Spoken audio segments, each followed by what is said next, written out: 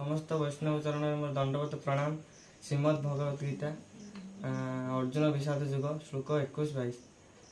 अर्जुन उवाच सनयोरुभयोर्मध्ये रथं स्थापय मेच्युत यावदेत्नानि निरख्यं युद्धकामनावशिष्टान् कर्माय सह युद्धभेमस्मिन् रणसमुद्यमे। अर्जुन कहले, हे अच्युत, दयाकरी मो रथ को दुई सेनांक मध्य रखंतु, ताहले मु देखिपारिबि केउमाने एठारे अछंती, केउमाने युद्ध करबाक इच्छुक एवं ए विराट युद्ध प्रचेष्टार केउमानक सहित युद्ध करबाक हेबो।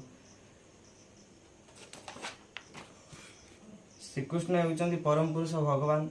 सारथी हिसाब से अर्जुन का आदेश पालन करबाक हेबो। भगवान सेतिपई अच्युत बोली कहा जायछि। भगवान एवं तांको सेवकଙ୍କ ମଧ୍ୟରେ ଥିବା संबंध अत्यंत दिव्य और मधुर अटे। भगवान जदियो प्रत्येक परिस्थिति अच्युत